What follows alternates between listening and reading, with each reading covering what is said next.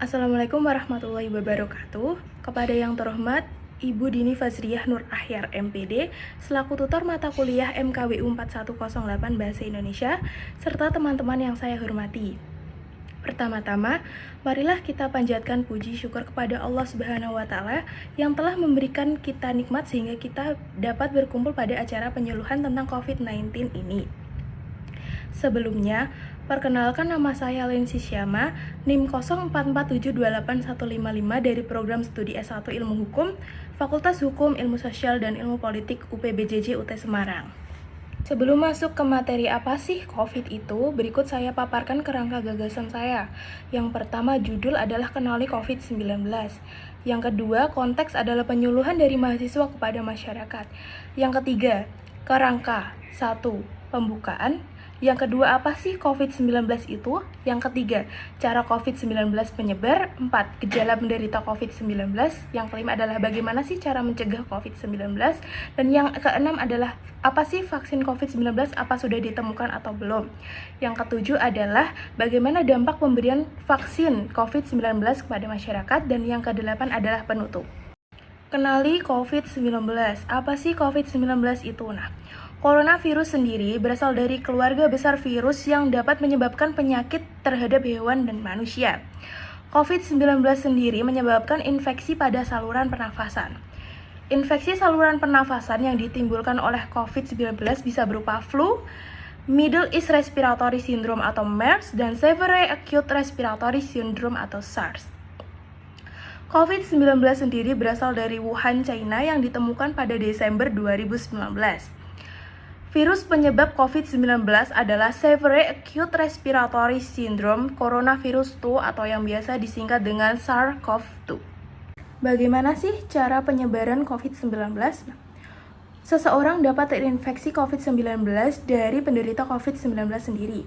Kemudian COVID-19 juga dapat menyebar melalui tetesan droplet yang keluar dari mulut dan hidung seseorang penderita COVID-19 yang kemudian tetesan droplet tersebut terjatuh dan mengontaminasi benda-benda di sekitarnya.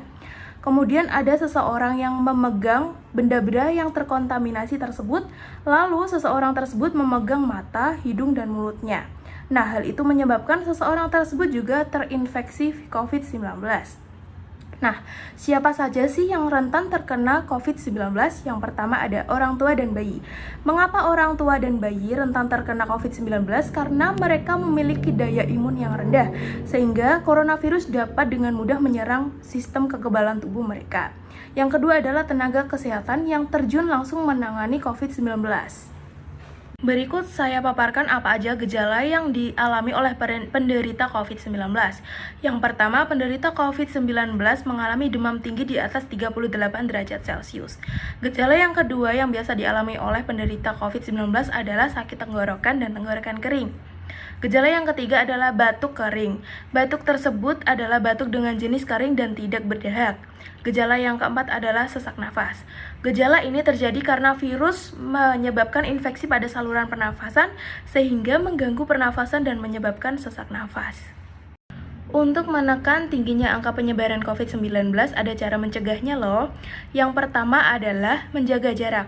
Menjaga jarak minimal 1 meter dengan orang lain dapat mencegah penyebaran virus corona.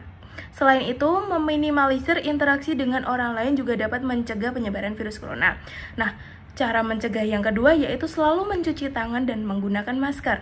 Mencuci tangan memastikan agar tangan kita selalu steril dari COVID-19.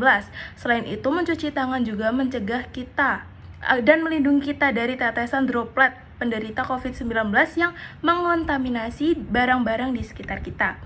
Cara mencegah yang ketiga adalah meningkatkan imun tubuh. Meningkatkan imun tubuh ini dapat dilakukan dengan cara melakukan olahraga, makan makanan yang bergizi, dan tidak stres. Cara lain untuk mencegah tingginya penyebaran COVID-19 adalah dengan cara vaksinasi. Vaksin COVID-19 telah ditemukan dan sudah disalurkan kepada masyarakat. Berikut adalah beberapa jenis vaksin COVID-19 yang sudah disalurkan kepada masyarakat. Yang pertama ada vaksin Sinovac, yang kedua ada vaksin Moderna, yang ketiga ada vaksin AstraZeneca, dan vaksin Pfizer. Dan banyak vaksin yang lain yang telah disalurkan kepada masyarakat. Pencegahan penyebaran COVID-19 dengan cara vaksinasi tentunya memberikan dampak positif kepada masyarakat. Nah, dampak positif tersebut seperti 1. Meningkatnya kekebalan tubuh manusia.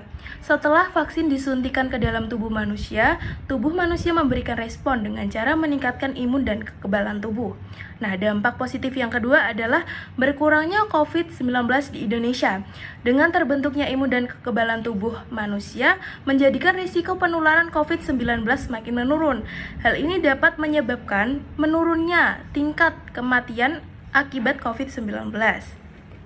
Nah, dari penjelasan yang sudah saya berikan tadi, kita sekarang jadi sudah mengetahui apa sih COVID-19 itu, dampak-dampaknya, gejala yang ditimbulkan oleh COVID, dan cara pencegahannya.